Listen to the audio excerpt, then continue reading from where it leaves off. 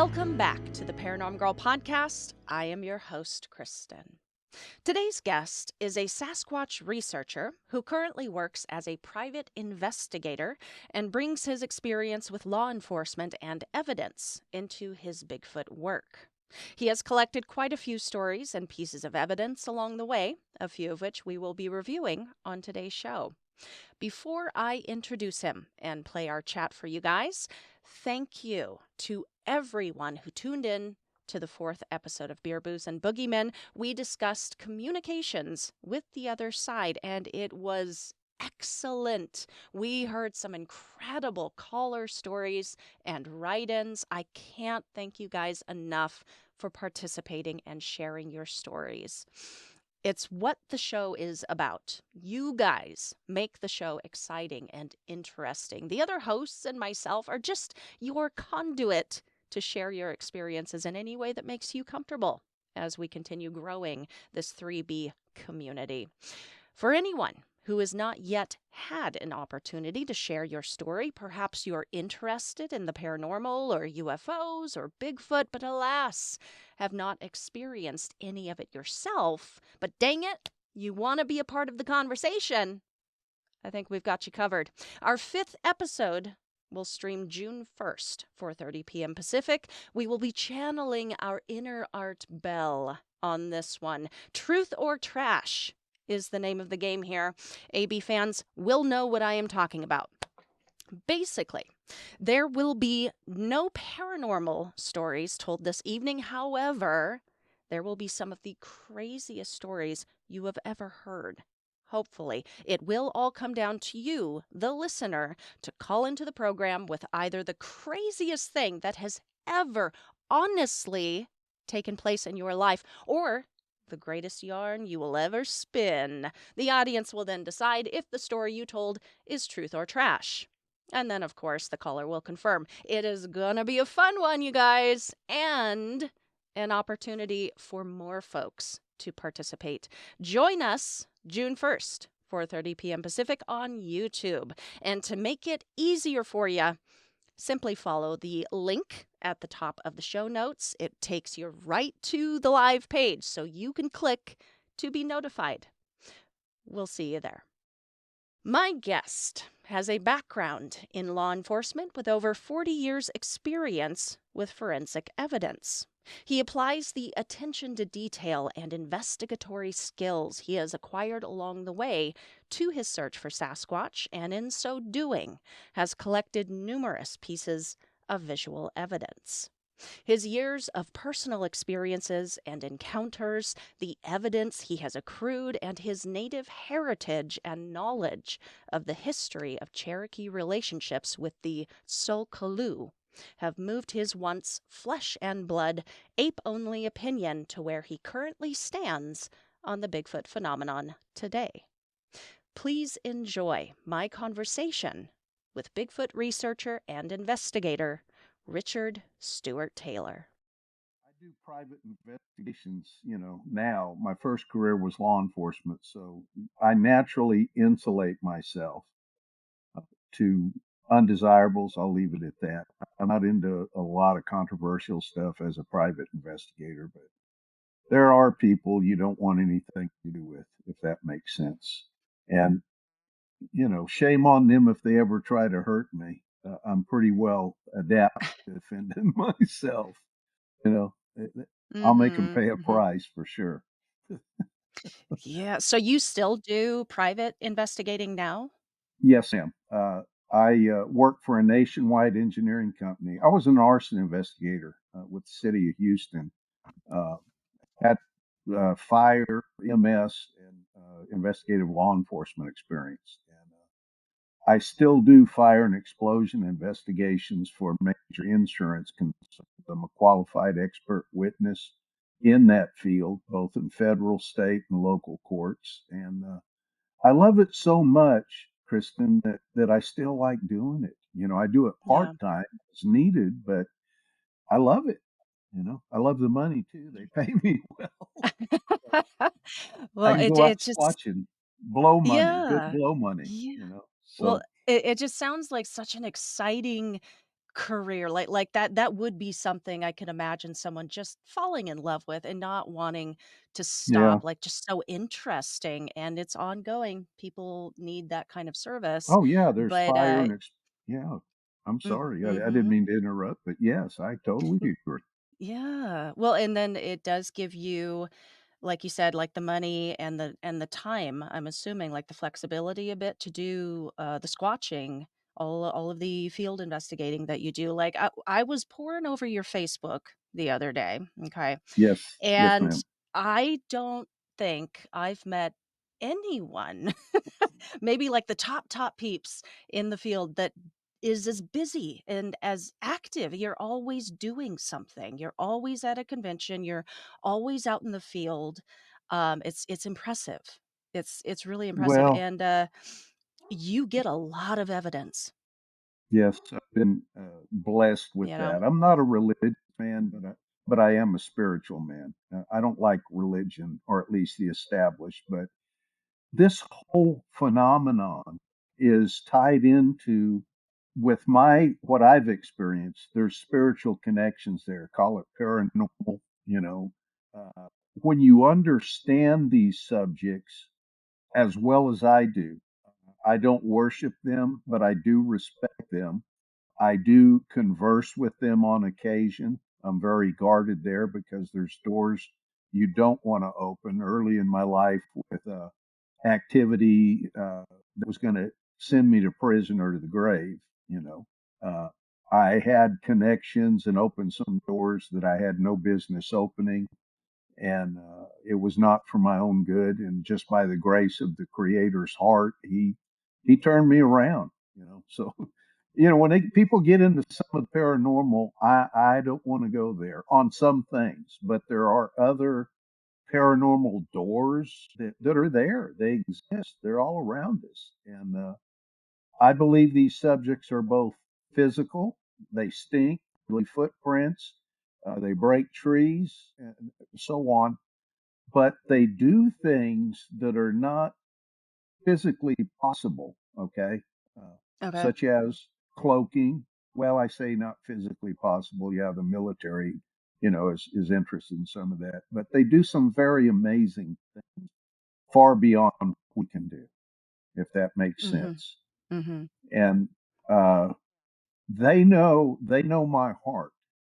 They know I'm not out there to forsake merchandise or put them in any peril, and they go out of their way sometimes to engage, and it freaks some people out. I've been with some people where I'm watching one, and I say, "Let's get closer," and the person with me has no. I should have sent you this one video. I was in southern Missouri just last year. I was sitting along a sandbar with a bunch of people, and we were watching what people would call paranormal. Across the creek Mhm. was orbs. Okay, people said, "Oh, that's just a star." They said, "No, look at the tree line. Stars aren't moving." And there were little orbs floating through the trees, which a lot of people associate with Bigfoot activity. I mean, you've got a lot of witnesses that mention, and it even goes back to Native Americans talking about lights in the forest.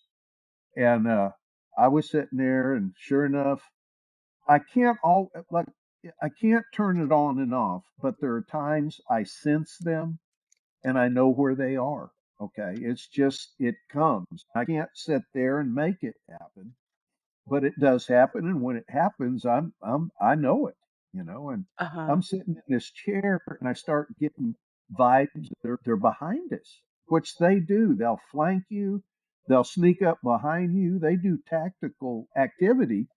So I turn around, and when I turn around, I see what people in our industry call eye shine or eye glow. And a lot of the dissers say, "Oh, that's just a reflection. You can see it in deer and cats and yada yada yada." You got to have ambient light to reflect something. When you're in pitch dark and you're seeing two lights in the brush, that's luminescent. That's Yeah. producing light.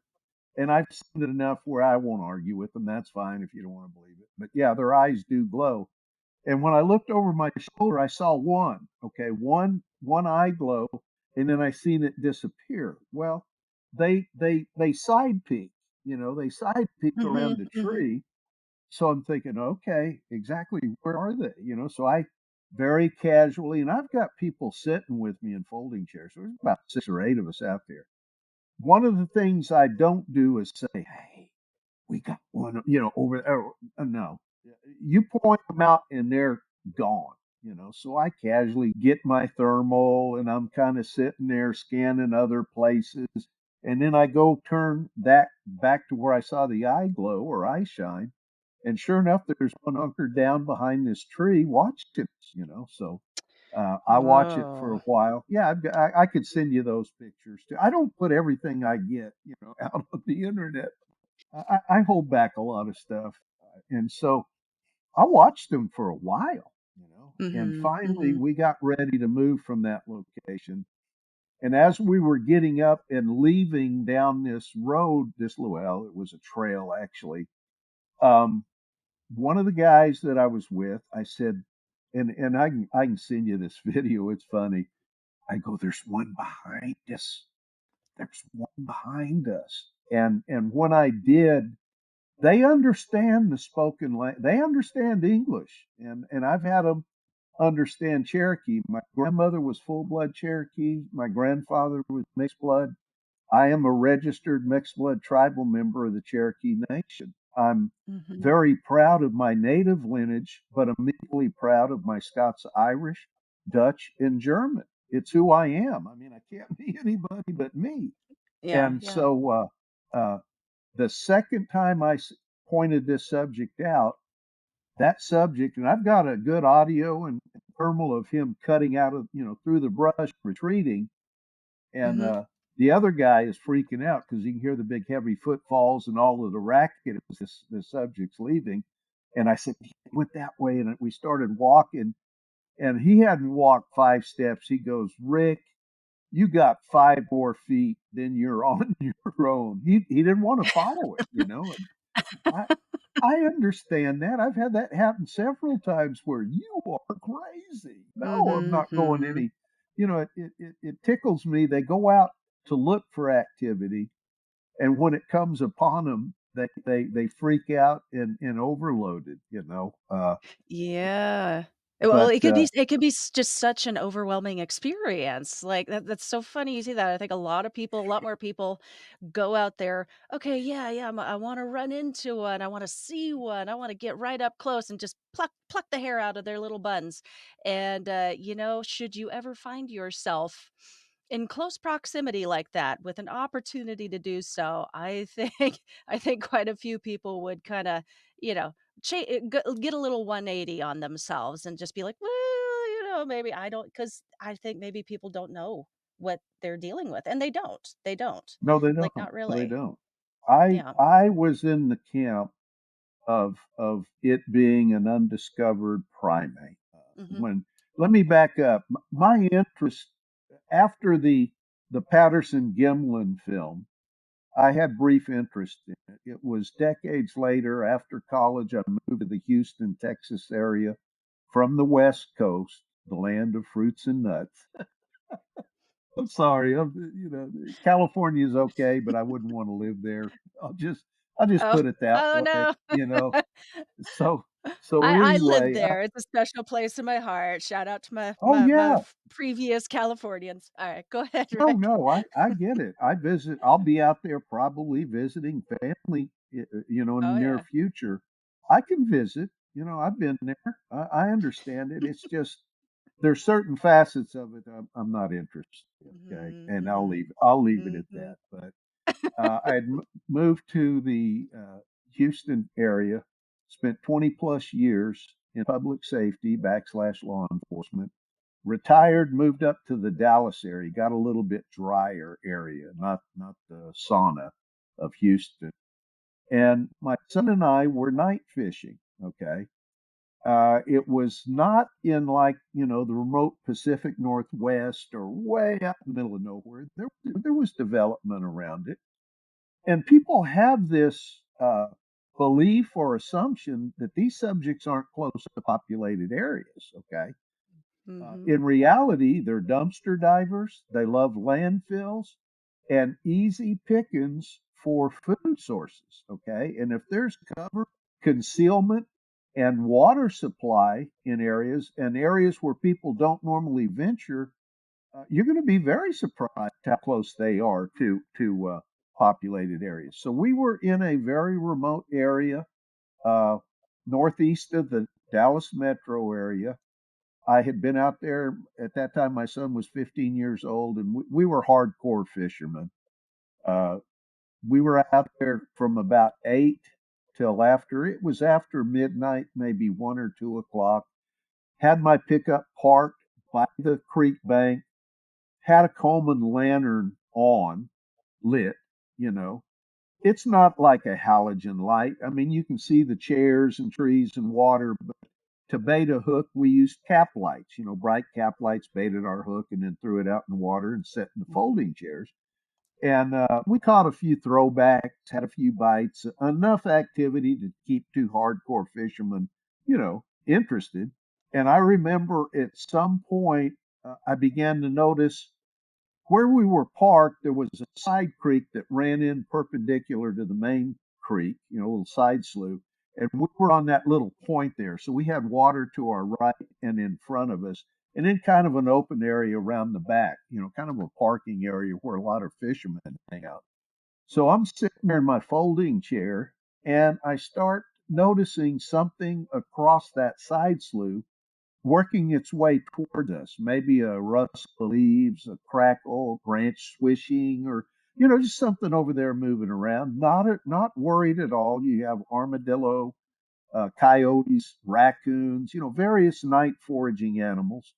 Uh, and so, being honorably retired law enforcement, I had 357 in the truck, and I had a little pocket 380, in my fishing. I had a little bit to protect myself, and everything came down. So at some point, I got the distinct feeling of being watched. And at that point, I hear if you take a branch above the ground and you snap it, the acoustics are different if it's on the ground and something heavy breaks it. It's got a muffled pop to it rather than the echoing snap. And I heard that muffled pop of a pretty good sized branch cracking from being stepped on. And I immediately, I looked that way thinking, that's not an armadillo, that's not a coyote, or, something over there. Maybe cattle or maybe the horse is moving around over there because there was livestock and horses nearby in some developed areas. So I'm thinking, well, maybe it's over there. And then I start getting the feeling of being watched, and Mm-hmm. very distinct. People often describe this. And so I just kind of casually got up. I put my pole in the chair and I walked over to my truck and I got a Q beam spotlight and I just walked over there to the edge of the slough and was spotting the foliage, and it was thick undergrowth. I mean, to move through there would be very, very tenuous. I mean, it was thick stuff. Could you? Yeah, you could get through it, but not easily with the berry bushes and everything else. Mm-hmm. Progress would be very occluded. So anyway, I wasn't expecting to see anything, but as that bright circle of light is panning through that thick bushes and trees and everything, I momentarily, and now it wasn't sticking out of the brush, but there's enough gaps in the foliage. It's not a straight wall that bright light penetrated into the foliage. And I momentarily caught a facial shape, not a snout, or whatever. I caught a human facial shape or human-like facial shape, but I was moving the spotlight so fast that when it registered in my brain, I'd already passed the spot.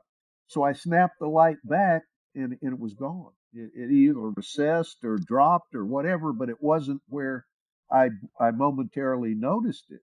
And my son saw me Mm-hmm. kind of jerk, and react, and he goes, "What are you doing, Dad?"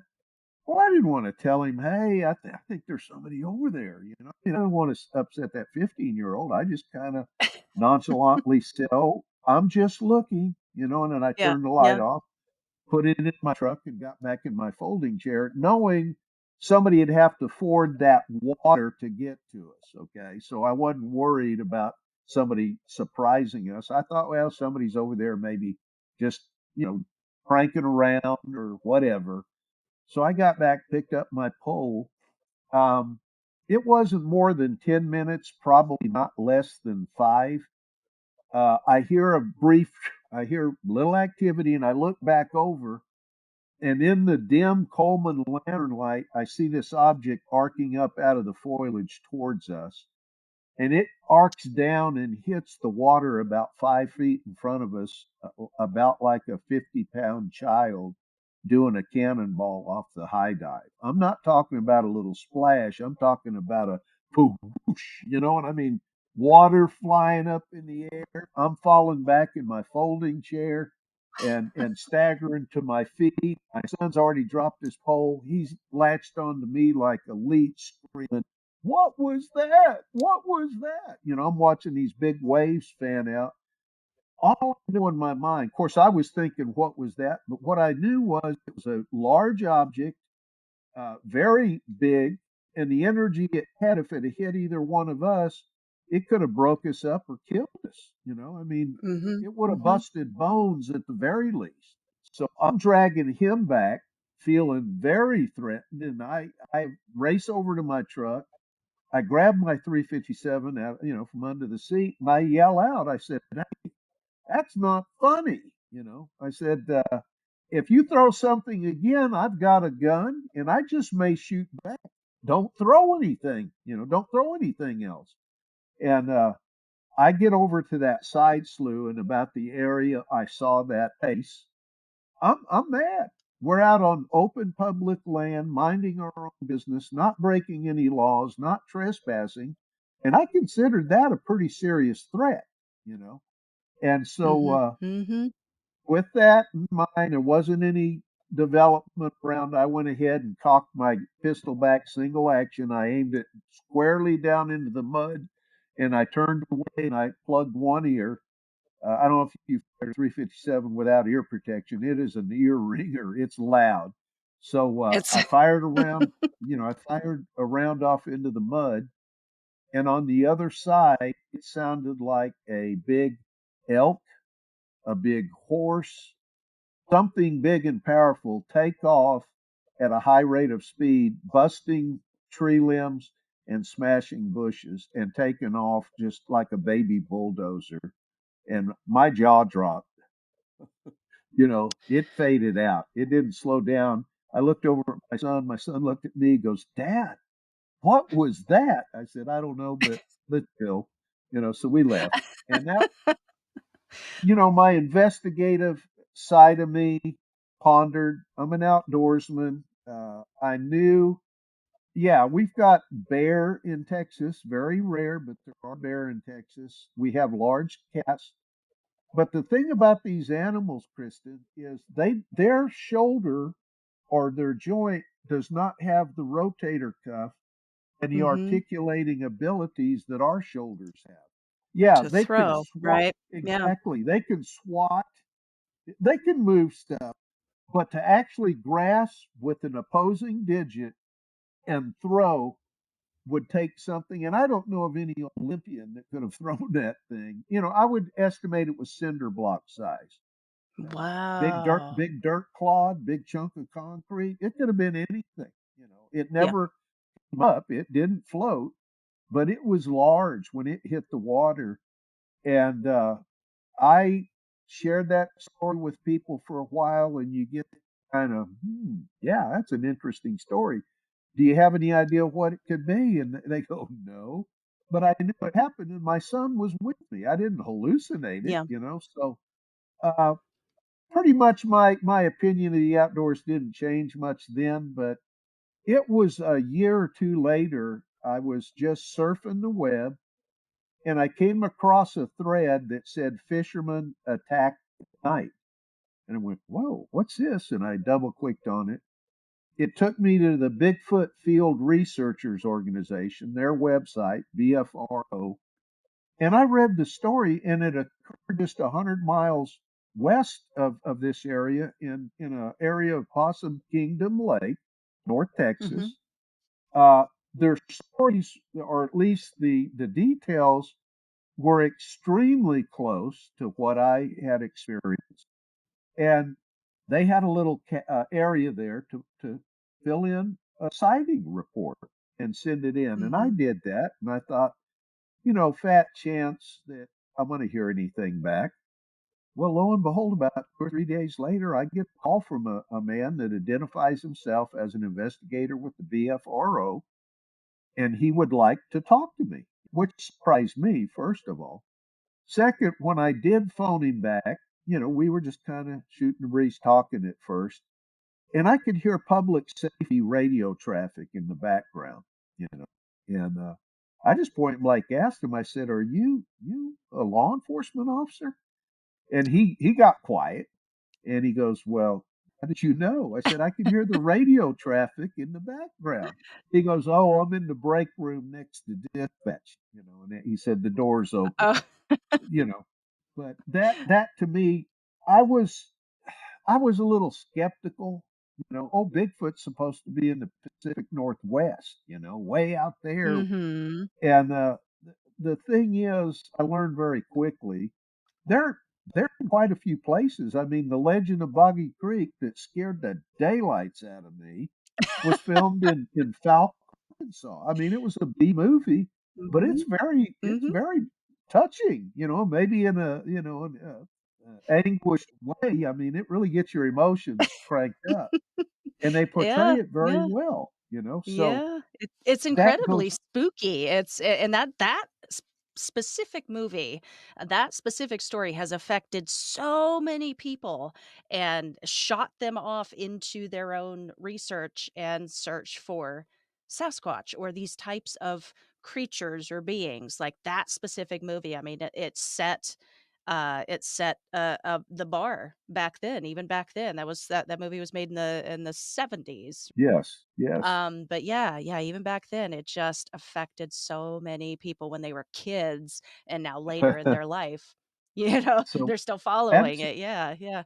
absolutely. And the thing is, I started serious research. I met with that particular investigator. We went out to, I did research in the area of the rock throwing, but there was better foliage and cover in that same waterway system in another location. And from there, me and another guy had extended trips out there. We were followed, we were paralleled, had stuff thrown at us, and I eventually had my first visual sighting through binoculars at 150 yards. And I thought everybody's going to believe me now. No, you can tell Yeah. somebody I've seen it. It was there, and instead of them going, "Really? They exist?" They kind of get that incredulous attitude, Yeah. and rightfully so, Kristen, because it's hard to wrap your mind around how could something like that be in America and I've never seen it. I've been out in the woods, I've done this, I've done that. Well, look, I grew up out on the West Coast hunting, fishing, camping in some prime Bigfoot area, and I never heard or saw anything that would make me remotely believe that they existed. It was years later in another state, but knowing what I know now, very consistent interaction with them, and which is what I've shared with you on things. The big guy in the tree that I sent you, that clip of the subject in the tree, about a Mhm. 3 minute Mhm. video. We were in a land area. I was with some researchers, about a dozen people, very experienced people. There was nobody there that, oh, do Bigfoot exist? Every person there had a story, about their interaction with the big guys. And Yeah, yeah. Did you wanna show this? If you wanna sure, set us up, like, the story, and then we can yeah, show it? sure, Okay. sure. Um, Alright. I was there getting the feeling of being watched. This is a little, if you talk about mind speak and some paranormal aspects to big research, a lot of the researchers will diss you real quick, or they'll discount it. They don't want to hear it. They'll say, "We don't want the woo." Look, there are credible witnesses that bring this to the table, and Mhm. if you're truly following the scientific method of forensics, you consider all possibilities. You don't discount them due to expectation, bias, your preferences or opinions. You have to consider it. So, a lot of those self professed experts haven't had the training, education, and experience to really qualify them to conduct a thorough investigation. They learn it by guess and by golly. They weren't taught it by other experienced people, or preceptors or whatever. So, anyway, I got that feeling of being watched, and I kind of got away from the distractions of the people, and I was scanning around uh, areas of wooded, points up on ridge up on the hill, and I just said this to myself. I said, "Okay, big boy, I can feel you watching me. Where are you?" Okay. At that point in my head now, okay, in my head, and people say, "Well, is it English or how is that?" Look, it's an experience-based thought, okay, that is very clear, and I believe it's a primal ability that we all had at one time. And occasionally people can use it or have experience with it. But it was a here I am, okay, and then Mhm. a call sounded up on the ridge. There's no way I would have picked anything out at 580 yards away. And so I looked up there and I saw the dark shape up in the trees. I grabbed it. It wasn't a real expensive rig. But it's 538 yards by GPS waypoints, and you being in the film industry kind of understand, I guess, lenses you have to pull in something from way Mhm. far away. Clearly, we're talking Oh a yeah. lot of.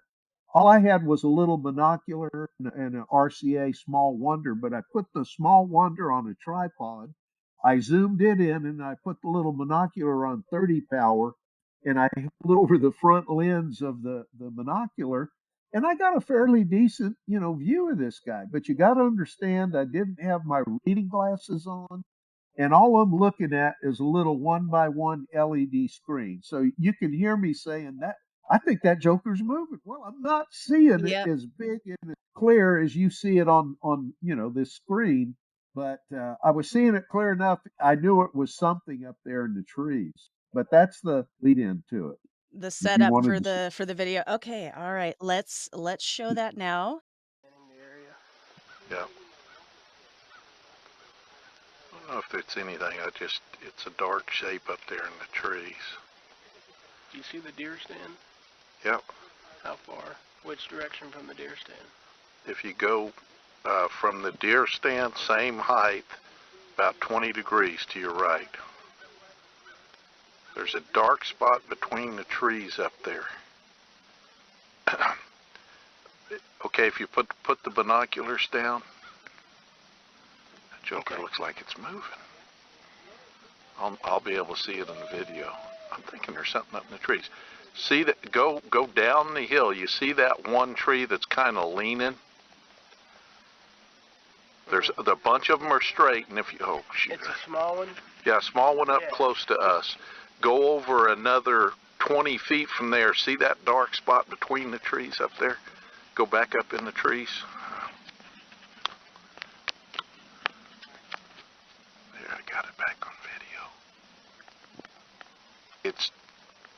I don't know if it's moving or not, but I got a pretty good look at it. I got a good video of it. If it moves, I've got it. It looks like it's moving, but I don't know.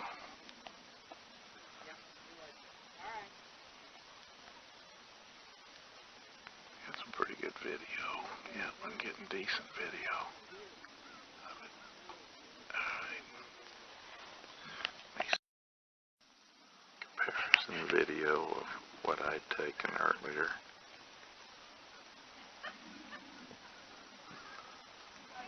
was there.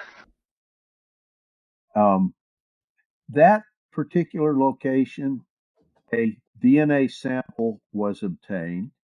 I can tell you that. Mm-hmm. It was processed, but in the science industry or the established science, don't want to believe we've got a hybrid human dwelling in the forested lands. I don't know what the payoff is. I'm not a conspiracy theorist, but I've had personal experience with certain agencies of our government. And number one, I feel they know they exist. And number two, they deliberately try to discourage, or work against any. And I won't get into that. I've got a ton of stories there. I just don't want to talk about the Bigfoot facet side of things. But the DNA that was obtained there show that we're dealing with a hybrid human, not a an ape. Okay. What kind of DNA, what was the sample? Was it hair? Was it blood? I was not privy to the people that obtained it. They Oh, used. Okay, I was watching this subject from two ridges over. The next week, I was out there with that. At that point, he was an ex-federal officer. He'd gone on to other things. I had to have him walk up the ridge, and we had walkie-talkies. If I tried to walk it myself, you go down into a swamp, you lose your reference points. You come back up, everything looks different. There's no way you could walk over two ridges and get the mhm. spot. So I had him walk up the road with walkie-talkies. No, further over, further over. Okay, yeah, right there.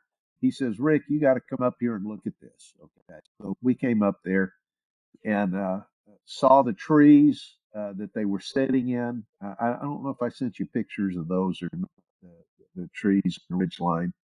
I Uh, don't think I got the okay, pictures for those, that's but I'll take a look. You keep so. talking, I'll take a look. So he went back there later with another. I won't mention their name. If I mention the name, you'd know who I was talking about. But they're known in the industry, and they obtained stuff. And Mhm. anyway, I wasn't a part of that. I really don't. Kristen, I don't care if anybody believes it or not. Proving it to the skeptic is not my passion. I just enjoy sharing. I've been really, some people may think cursed, but blessed with some experiences. I can just tell you I've had multiple Class A sightings, and I've been able to watch these subjects, and on a couple of occasions conversed with them. They, I was in Kentucky. Again, I'm a not full blood, mixed blood tribal member, full blood grandmother, mixed Mhm. blood grandfather. The Cherokee, and there's several names that the native nations have a lot of names, but the Cherokee have several stories of Tsul Kalu, slant-eyed giant, the giant of Jakula Rock, big inscription, one of the oldest, carved rocks in the nation, in America, a very sacred place for the Mhm. Cherokee. But coming from elders and historians through Larry Shade, uh, historian and storyteller for the Cherokee Nation, they called him the Uni Udawahi, okay? Loosely translated, forest beings of the lost or forgotten tribe. They don't equate them to an animal. And if you go to most of your native nation history and information, they don't equate these. They equate them to a tribe or a clan of people, which, by the way, the book, I sent you the cover to my book.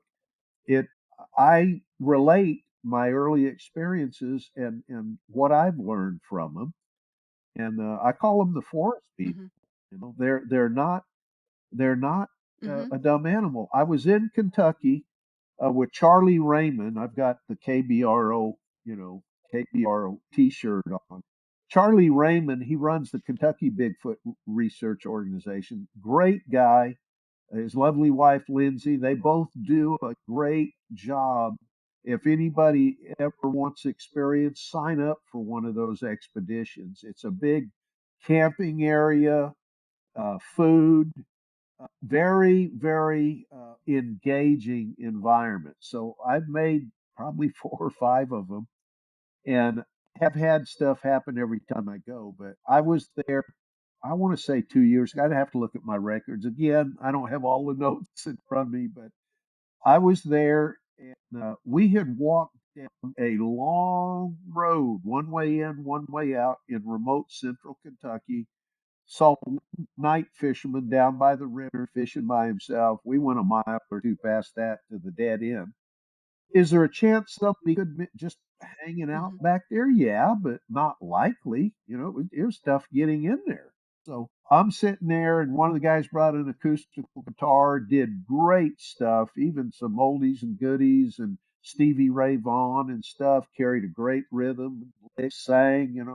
And those big guys like that kind of stuff. If you're out there banging on trees, putting up camera traps, and trying to herd, bait, or switch them, you're not. They're going to run you a little ragged. They may engage you a little bit, but they're not interested in that. But if you're out there having fun, people are laughing, there's music, they're going to come watch and see. They're very curious. It's a Achilles heel with them. They want to know what's going on in their neck of the woods. So I'm Mhm. sitting Mhm. there and I start getting that feeling of being watched. And so I ease away kind of discreetly away from the group. I use the red game cap light because it's almost pitch black out there once you get away from the fire. And I get down there, and my interest is drawn towards the river down there across a open field.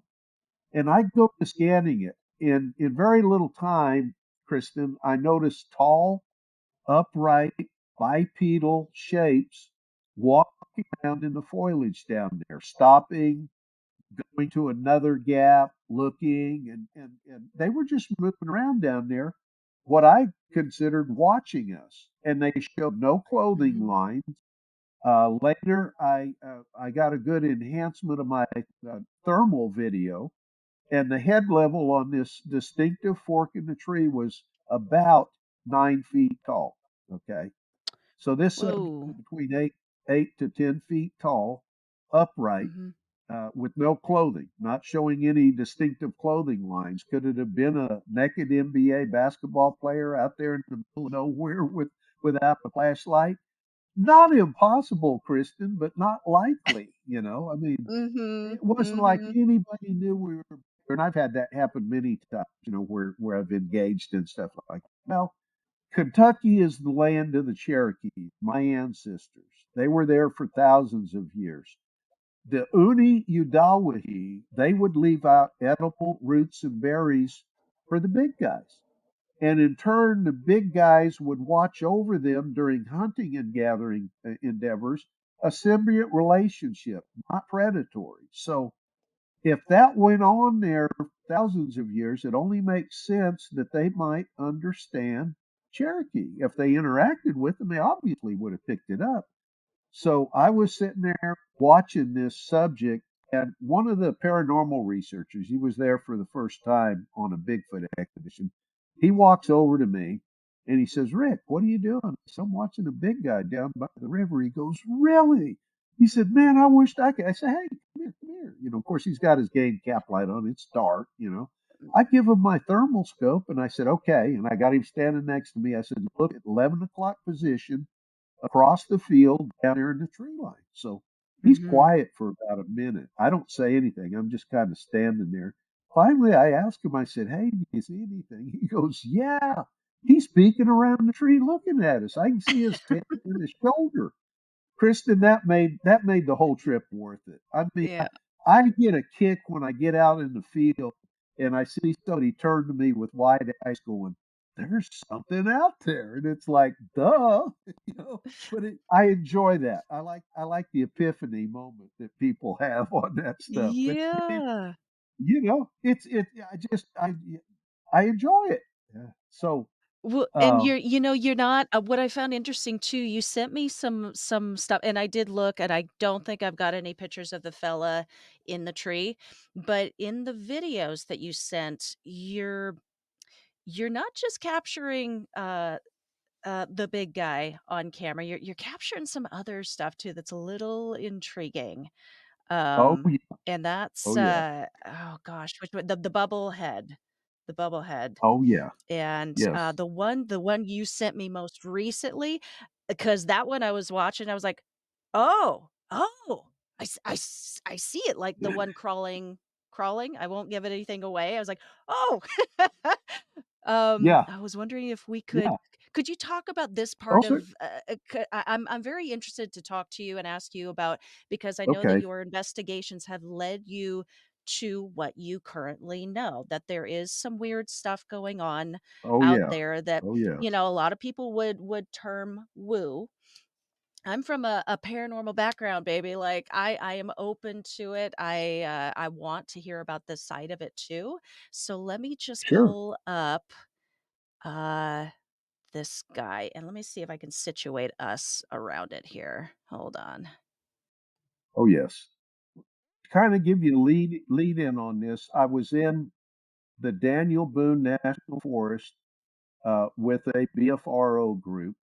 We had walked a long way down what was supposed to be a fire access road. It was more like a rugged, washed out trail than a road. But we had taken a break, and again, near pitch dark, we had lined out down the road on both sides. There was probably 8 or 10 of us, and one of the ladies next to me had a parabolic mic.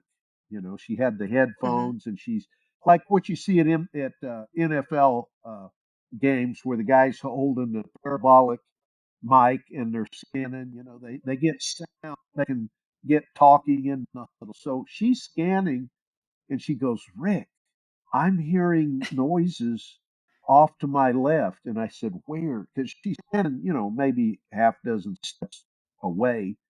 She goes, "About Mhm. 45-degree angle to my left," which then I can kind of equate to where to look with my thermal.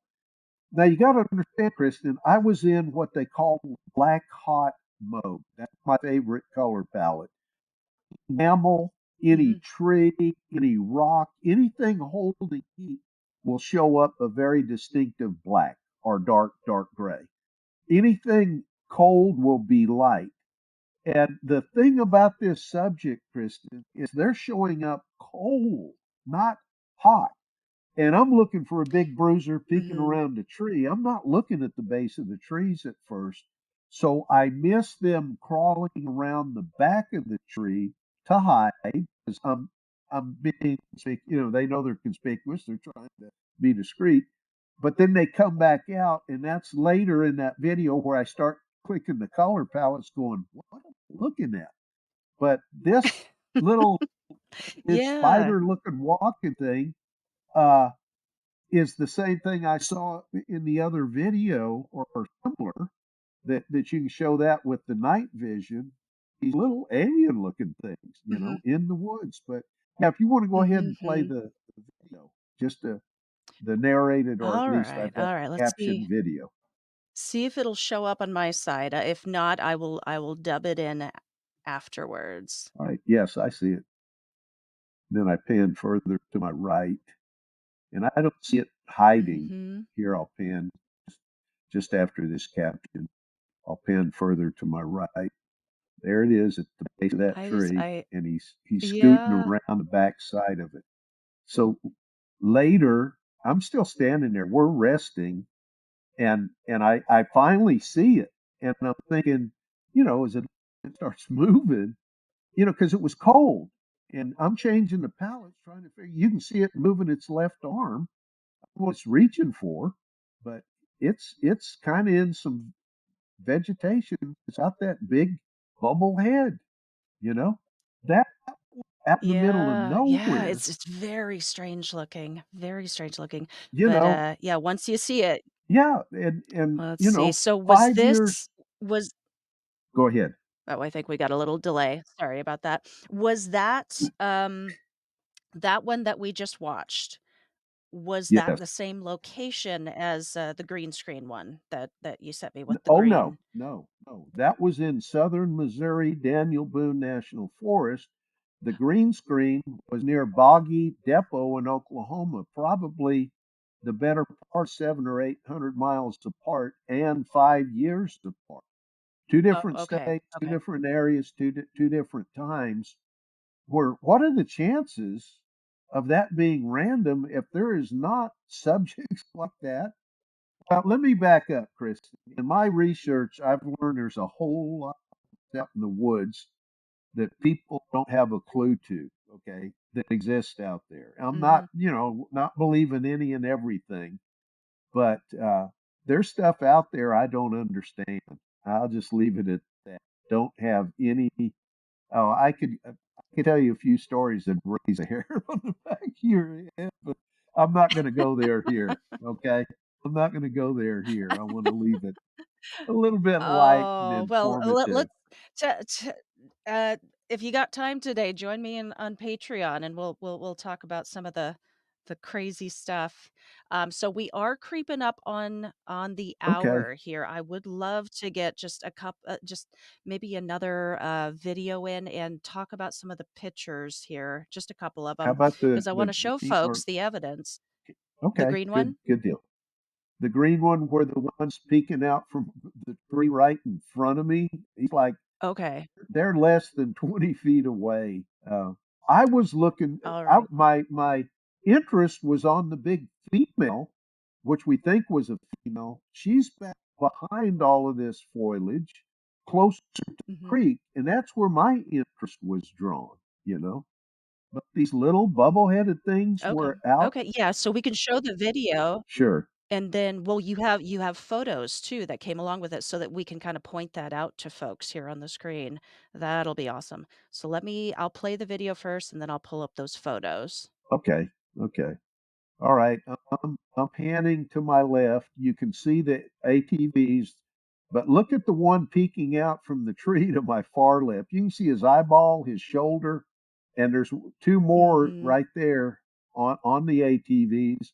And then if you'll look as I pan back, and I shorten this, head's in the vegetation there, straight ahead. You can see head and shoulders. You can see about 4 or 5 uh, head and shoulders in the vegetation across the way there, you know. Uh, Yeah, it makes it a little easier. Folks did not catch that. Let's see here. Yeah, let me see if this is the other. okay, this So this is is the this is with photo. the This is a still. yep, this is a different night vision, but this subject and there's something to their left. I don't know what that is, but they have this light emitting binocular looking stuff that they're holding up to their Mhm. face. And I saw the light when I was taking this video. I thought it was fireflies at first, you know. Huh. There, if people can't see the little two arms and stuff, yeah, there that was one of the two sitting on the ATV. That particular Gen 1 screen had telephoto. The other one was did not have telephoto. It had better resolution because it was a Gen 3 scope that I was videoing from there, the one peeking around the tree. Yeah, But yeah. I sent you the two of the enhanced. Look like a female to me. Yeah, This that's the figure dark here. Yeah. picture. Yes, Mhm. that you can see their left arm and hand kind of curling back behind the tree. You can see from about knee high up because this is a hill that's going down to the creek. They're standing down the hill a ways, but Mhm. you can actually see what appears to be mammary glands on this subject, you Yeah, know, let's pull up the one below their you've there we go, just for folks so that they can there. see what we're talking That's about the here. lighter resolution. Mhm. That you can see their eyes. They're looking towards me, very much in cover. But this subject was behind the little green, I mean, the little bubble headed subjects. I didn't send you the video. There were delta shaped lights hovering over the trees at another point in time when we were out here. And I can't tell you their size. I don't know if they were small, low, or they were big, very up high, but they seemed to try to maneuver behind trees. When I noticed them, they were aware and were trying to avoid me detecting them. I mean, I didn't send you that video, but I can. I'm kind of freaking out. I'm going, there's lights. Well, yeah, and a lot of people do, like you were saying earlier in the show, a lot of people do report seeing orbs and UFOs and just kind of strange, anomalous things. Do you feel like that kind of stuff, like, is that being suppressed? Or are folks just not reporting it because they feel weird about it? Do you think it's actively being suppressed by Bigfoot That organizations, people in the field? Yes, I do, because it's hard for people to accept the fact that these subjects exist in the first place. But then you add this other way out, what they term woo or, paranormal. I did send, and we didn't get into it, one of the howler. He's coming up through a ravine. Kristen, he covered 200 yards in about 20 seconds. Okay. And he Wow. knew I was up on the ridge. And we're not talking a flat sprint, football field. We're talking a rugged ravine to move that fast. What's the world record for the 100-yard dash? Somewhere around 10 seconds. I mean, Yeah. not humanly possible, but you can see me panning, following the progress of that voice doing the whoop, I mean, he knew I was up there, and everything. We can get into all that later, but I'll send you some more Yeah. stuff. I've got plenty of Yeah, stuff. please So, do. Yeah, after we cut here, I would please send me anything that you want. I'm very, very curious about, especially like because you've captured all of this too, like this evidence, and I'm hungry for it, Rick, hungry. sure. But yeah, I'm we just are glad here for at the. the hour here. All right. Yeah, Okay. yeah. I'm so sorry about the delay, but before we cut, I want to give you an opportunity. I know you've got an appearance coming up here later in the year at the third annual Ozark Mountain Bigfoot Convention Yes, ma'am. conference. You're Yes. speaking at that one. Are Yes. there tell us a little bit about that real quick, and then any other appearances you've got coming up that you want to direct attention on. Well, the O's went. I was there last year. Got great stuff. They wanted me to speak this year. I've got stuff I haven't publicly presented at all. If anybody's remotely interested in it, it's going to be a great venue. 28th of September in Springfield, Missouri. Um, I'm looking forward to it with great anticipation. But I just, I want to say, all anybody Cherokee descent, OCO, Dohiju, hello folks, how are you? And I'm not fluent, but I know enough Cherokee to get in trouble. But I love using the language of my grandmother. It was her first language, and Hmm. I'm proud of that. But again, like I said, Kristen, I'm out of Scots, Irish, Dutch, and German. It's who I am.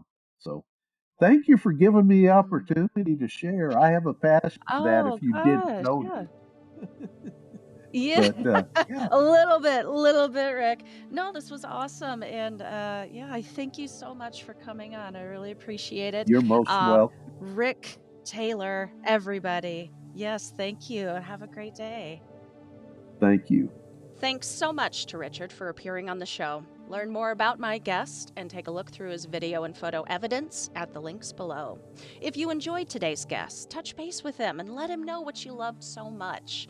And if you liked hearing about the stranger side of Sasquatch, stay tuned. The end of the season is approaching rapidly, but before that happens, I will be taking a solo deep dive into that side of the story.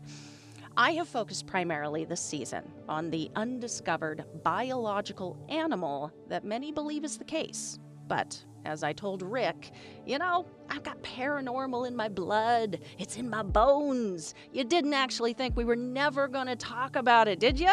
Of course you didn't. You know me too well. Follow the show, good people, at Paranorm Girl Pod on social. Check me out over on YouTube. Folks who caught this one over there got to enjoy seeing the evidence that we discussed on today's program. And you can too. Subscribe, like, comment, and hit the notification bell.